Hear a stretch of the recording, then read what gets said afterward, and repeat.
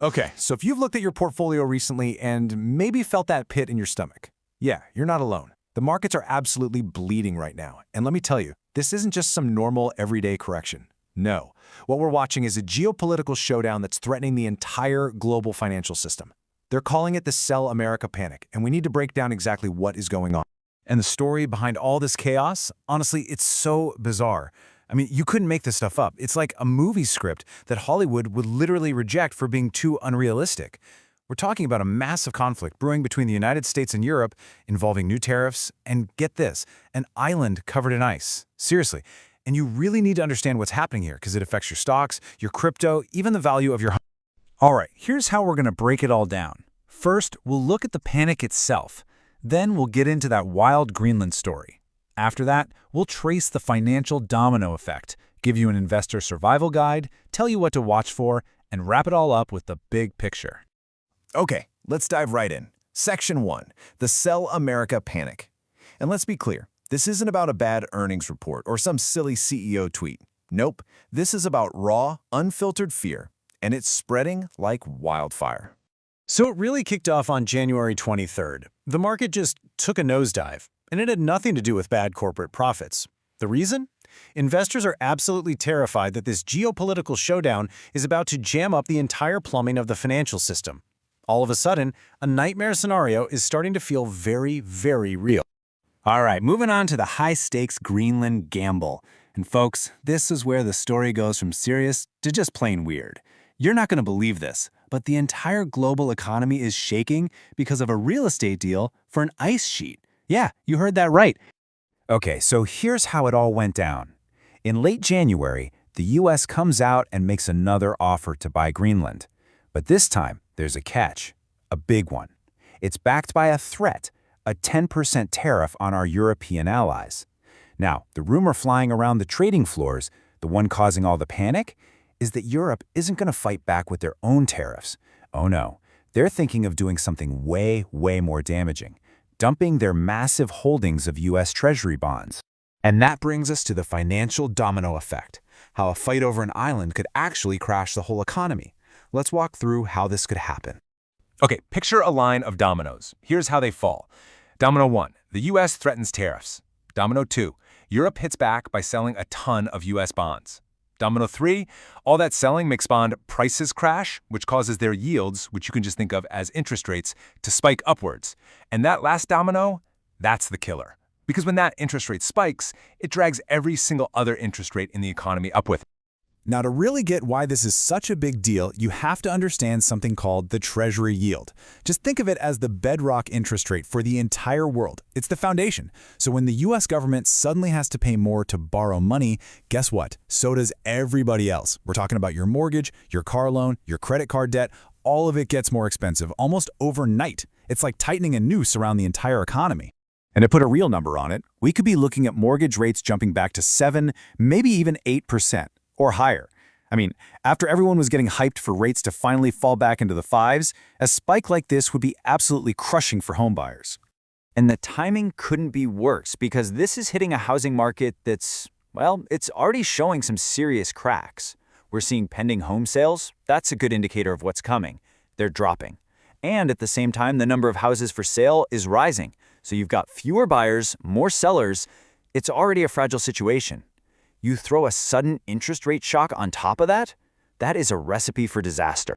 Want to see how scared the market really is? Just look at gold. Gold is the ultimate fear gauge. When the smart money gets nervous, they don't walk, they run to gold. And right now, they are sprinting. Gold is surging towards $5,000 an ounce.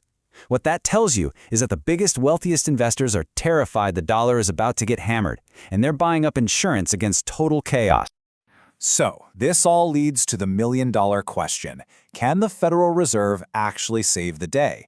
You got a feel for Jerome Powell, right? He's trying to perfectly engineer this soft landing for the economy, and out of nowhere, this geopolitical grenade gets tossed right in his lap. See, if the tariffs go up, that's inflationary. And if inflation goes up, the Fed can't cut interest rates. In fact, they might be forced to raise them, which would be like pouring gasoline on a raging fire. Okay, so with all this chaos, what's an investor supposed to do? Well, that brings us to our investor's survival guide. It's time to stop thinking about panic and start thinking about opportunity. You have to see this for what it is, a high-stakes poker game. It is not the time to go hide under the bed. Let me be clear, panic is not a strategy. The fear response, the emotional response, is to just sell everything, right? You follow the scary headlines, you lock in all your losses. But the strategic response? That's about staying disciplined. It's about looking for the opportunities that fear creates. It's about seeing this as a potential fire sale on some really high-quality asset. You know, this is the perfect moment to remember that classic saying. The market really is a device for transferring money from the impatient to the patient. These news-driven panics, they can turn on a dime. The second a headline flashes that says talks are progressing, this market could rip higher so fast. And if you panic sell at the bottom, you're literally just handing your money over to the people who kept their cool. So, where might those opportunities be knocking? Well, some sectors tend to be pretty resilient when things get tense geopolitically. Think energy and defense stocks. And those high-quality, big tech companies with mountains of cash, your Apples, your Microsofts, if their stocks get dragged down by all this macro fear, that could be a gift. And hey, keep an eye on crypto. If it starts acting like a real safe haven from all the government currency drama, that would be a huge, game-changing shift in the narrative. All right, let's talk about what to watch next. The key here is to stop getting jerked around by every single scary headline and instead focus on the actual data. So, we've put together a little crisis dashboard for you. These are the key things the pros are keeping their eyes on. First up, you gotta watch that 10-year Treasury yield. That's the big one. If you see it start to stabilize, that's a great sign the bleeding in the market might stop. Second, look at the VIX. That's the fear index. You're looking for a giant spike up and then a fast drop back down. That often means the worst of the panic is behind us. Also, keep an eye on the dollar index to see what's happening with the currency. And finally, circle this date on your calendar, January 29th, the Fed meeting. That is the Super Bowl of this whole crisis. If the Fed comes out with a calm, steady tone, that could be the all-clear signal the market is desperate for. And that brings us to our last section, getting some big picture perspective. It's so easy to get lost in the day-to-day chaos, so let's zoom out and look at the road ahead. You're going to hear a lot of people pointing to good economic numbers like GDP or jobs and saying, hey, everything's fine. But you have to remember, the market is a windshield, not a rearview mirror. It doesn't give a rip about where we've been. It only cares about where we're going. And right now, when it looks out that windshield, it sees a big, ugly storm on the horizon. And that's why it's freaking out today. But let's not forget one of the biggest lessons in all of financial history. The U.S. has the deepest, most resilient economy on the planet. I mean, think about it. We have been through countless crises before, wars, recessions, you name it, and we always come through. Betting against America has for centuries been a losing trade. And this whole bizarre Greenland thing, this too will pass. So here's the bottom line. The next few weeks, they're going to be bumpy. No doubt about it. You're going to see a lot of scary headlines. But remember, inside all that chaos, there is always opportunity. The Sell America panic is definitely here. The real question you need to be asking yourself is the Buy America opportunity right around the corner?